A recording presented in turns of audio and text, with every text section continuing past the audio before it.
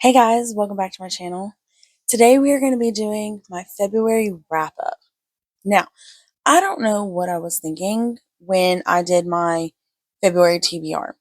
It's like I started BookTube and then thought that I was one of the big kids, and I created a huge TBR knowing that I don't read that much and I don't get through that many books in a month. And yet here I am trying to get through, what was it, like 10 books that I put up there? Please. I think I got through 6, but only because several were kind of short, and I had already started half of those, I think. I think I'd already started part of those before the month even started. So that's the only reason I even got through 6. The first book that we're going to talk about is Ruin by John Gwynne.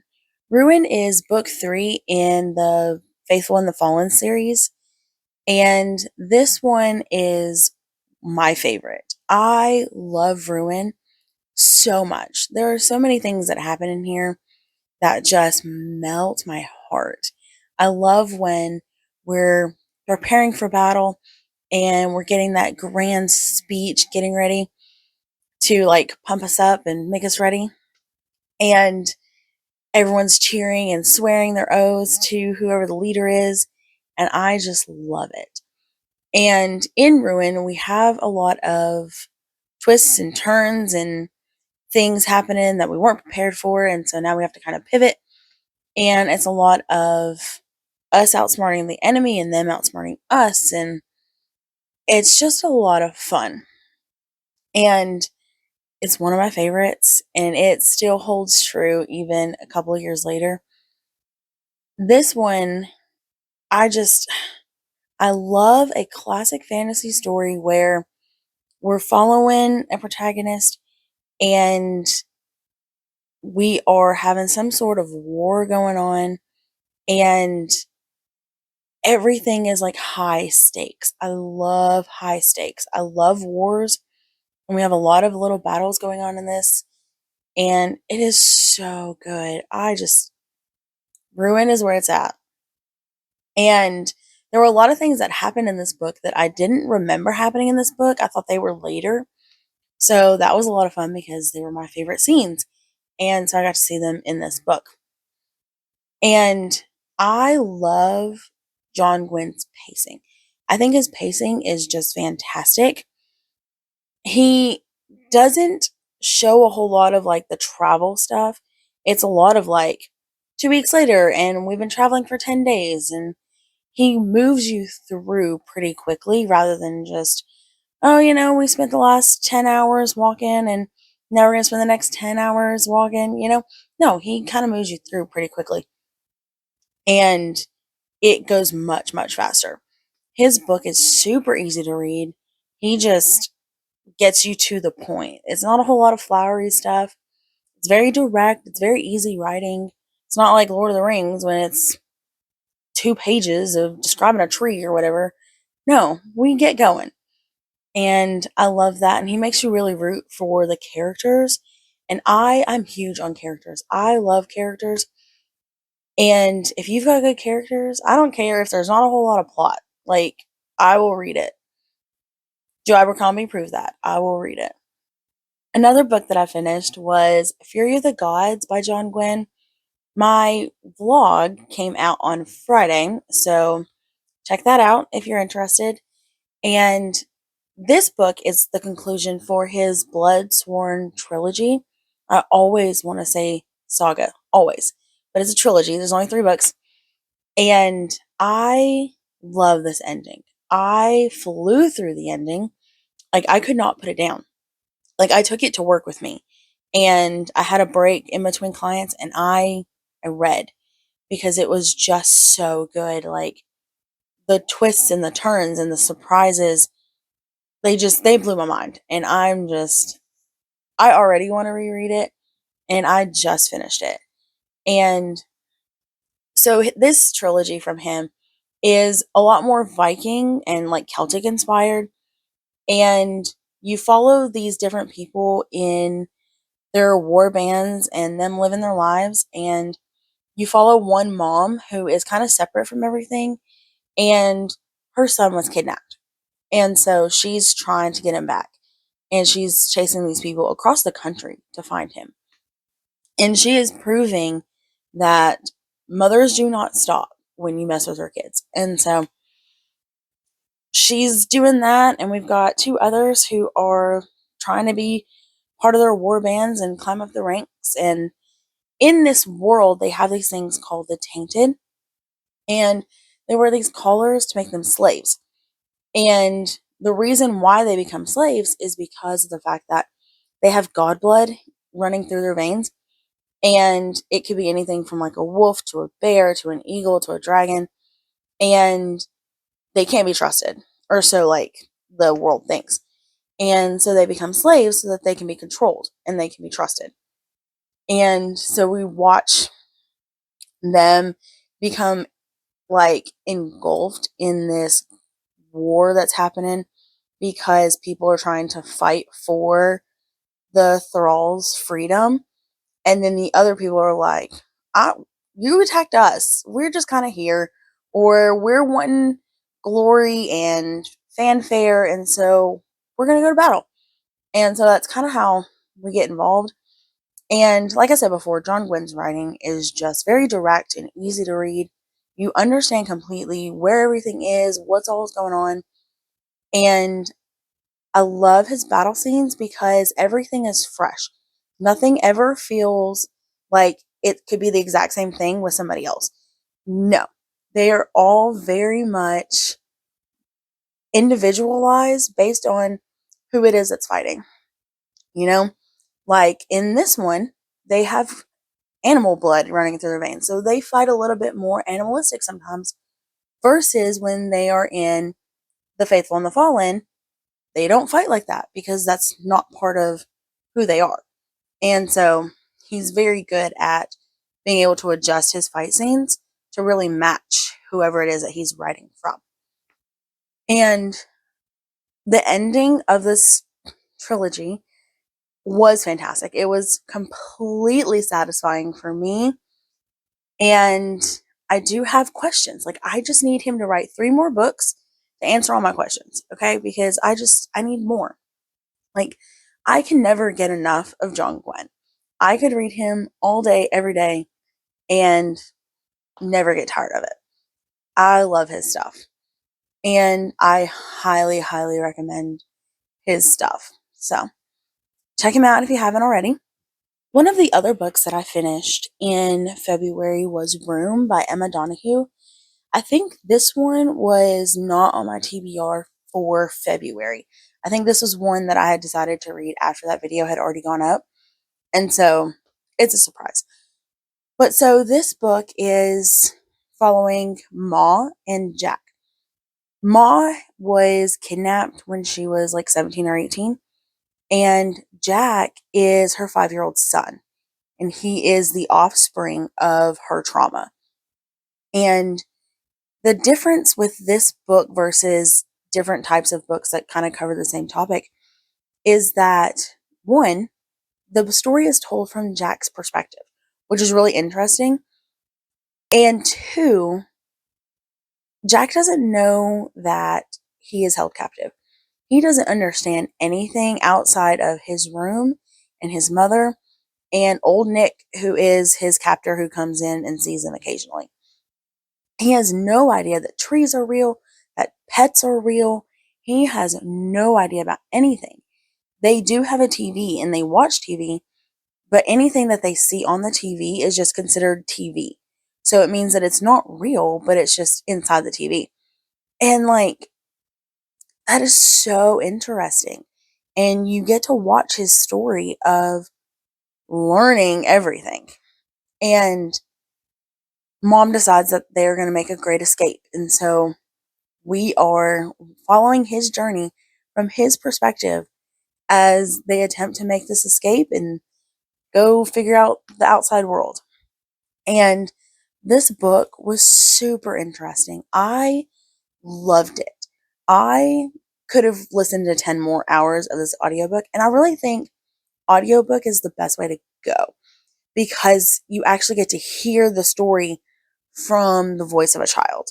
I don't know if the actor is actually a child, but like the voice is of a child.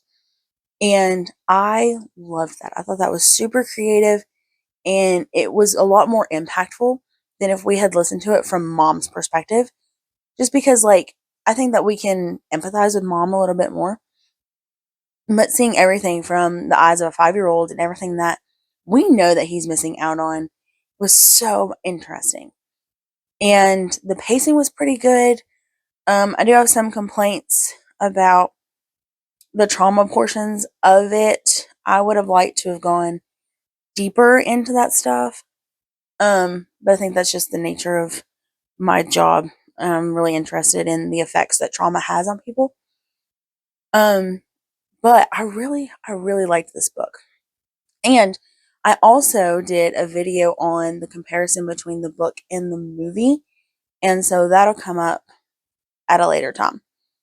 And it was definitely a good read, and I definitely suggest it. Another surprise read was A Good Girl's Guide to Murder by Holly Jackson.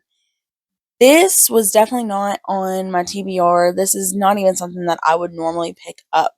I picked it up because my niece is 12 and it was gifted to her. And when I did like the parents guide on it, I was really concerned about some of the things that popped up. But I went ahead and I listened to the audiobook to sort of figure out if it would be okay for her to read.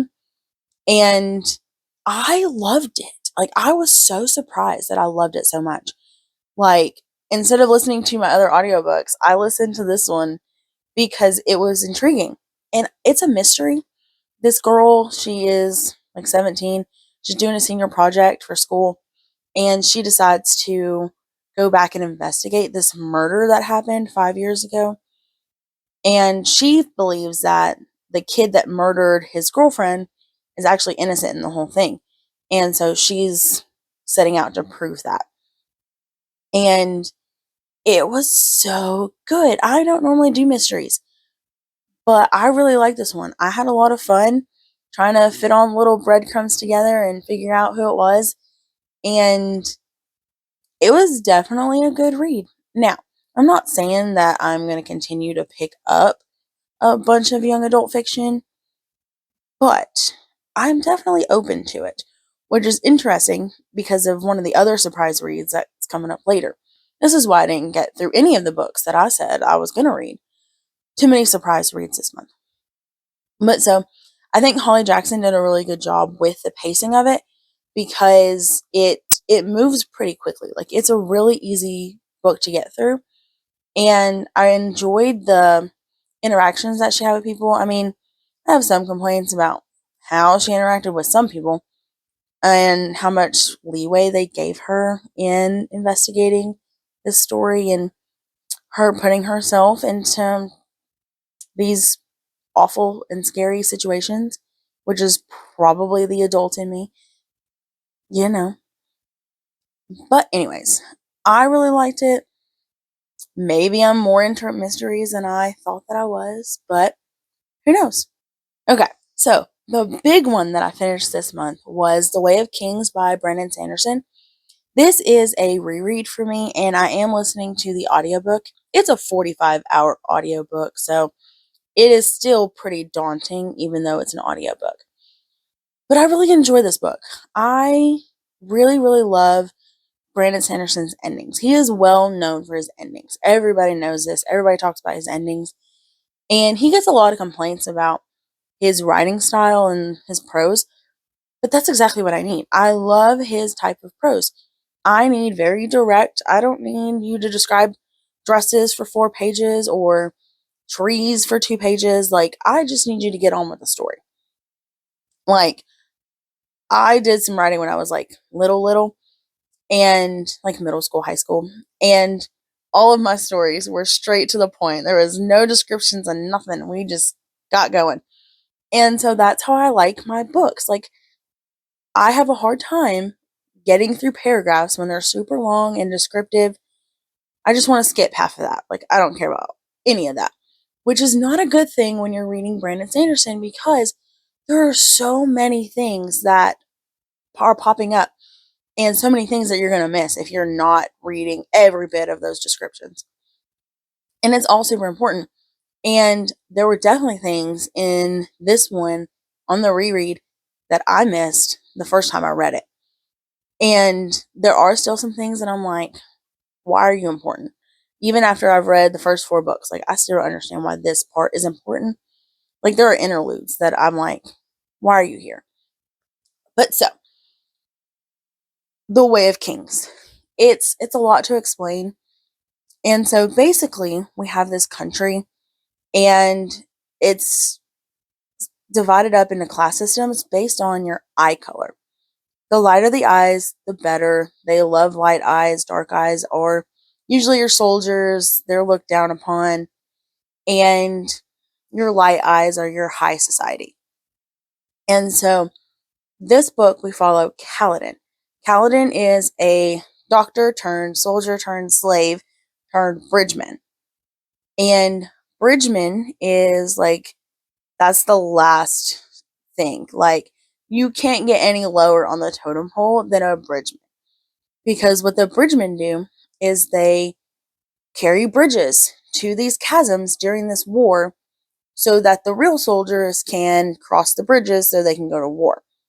Meanwhile, you're being fired on with archers, like arrows are flying at you, and you don't have anything to protect yourself. So they end up dying a lot. And so we follow Kaladin as he is trying to find his own purpose, and he's trying to become a leader, and he is trying to instill purpose in the guys that he is surrounded by. And it's not an easy task. When you've been a slave forever and you realize that your life is worth nothing, it's hard to find that purpose again. And Kaladin takes it on. And that's his story. And we follow him as he's learning how to adjust to his new environment, and he's trying to figure out how he's supposed to be a leader when everyone around him dies, and that really impacts him. And meanwhile, we are also following a High Lord who is over part of the army. So Kaladin is part of Sadeas's army, and then Dalinar has his own army, and they're working together to battle these people called the Parshendi, and they're at war with the Parshendi. And they are doing this because of the fact that they killed Dalinar's brother, who was the king. So they assassinated our king, so now we're at war. And we've also sort of made a game of fighting them because we have these things called, oh, dang, I don't remember what they're called. But they're like these little gemstones, and they are out in the middle of this desert, as part of like this creature. I don't know. I'll have it on the screen. But so they find these gem hearts and they're looking for them, and they will go and battle it out for these gem hearts when they get found. And Dalinar is being plagued by these visions, and he doesn't know if they're real. He doesn't know if he's going mad. And so we follow him on his journey to kind of figuring out his place in this new war, because he wants to do things differently. He doesn't really fit in with any of the other high princes. And he's trying to figure out, am I crazy? And if I am, now what? If I'm not crazy, then what are these visions telling me to do? Also, meanwhile, we are following Shallan, who is a she's just a regular girl who's trying to save her family. And so she goes and she becomes a ward for this scholar. And her goal is to become her ward so that she can steal this item from her so she can come back to her family and help her family. And I think that that's probably the best explanation without spoiling too much. It's a 1,200-page book, okay? There's a lot that goes on. There's so much that goes on. And it follows a lot of different people in like these interludes and things like that. And it's currently a 5 book series, but it's gonna be 10 book series. So it's really long. But like I said, Brandon Sanderson is really worth it for the most part. I really like his writing. I really love his endings. He's always got some sort of twist and turn and things that you didn't catch. He's always got these little breadcrumbs in there that you didn't catch that change everything at the end. And so he's really good. He's a favorite for a reason. It is well deserved. I will admit it.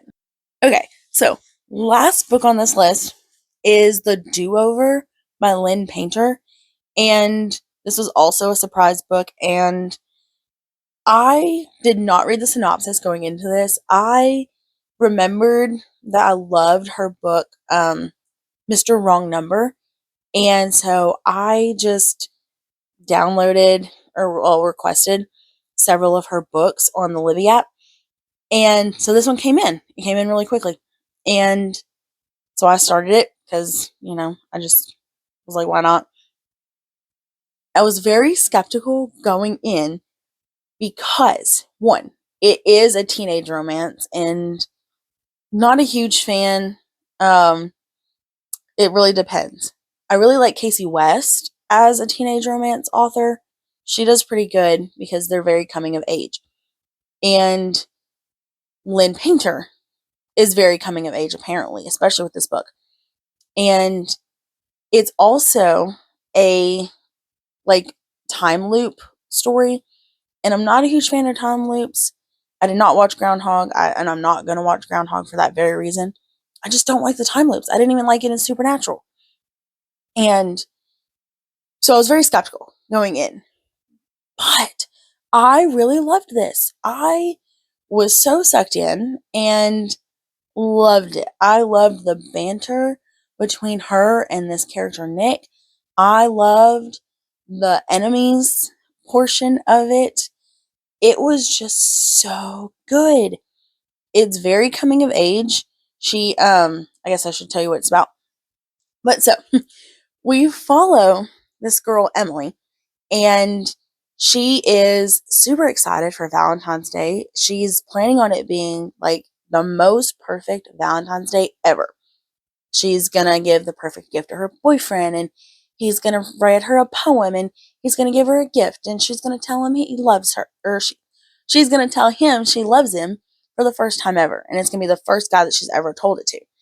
And so she's super excited for it. And from the jump, she has the absolute worst day. Absolute worst day. And then it just keeps repeating and repeating. And so we follow her as she figures out what is it that is supposed to change.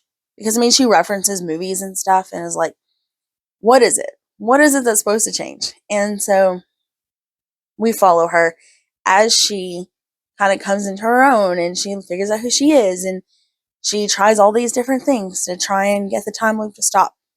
And it's so good. Like, I, as a 31-year-old, teared up at the end of this book because it was just so cute and so sweet.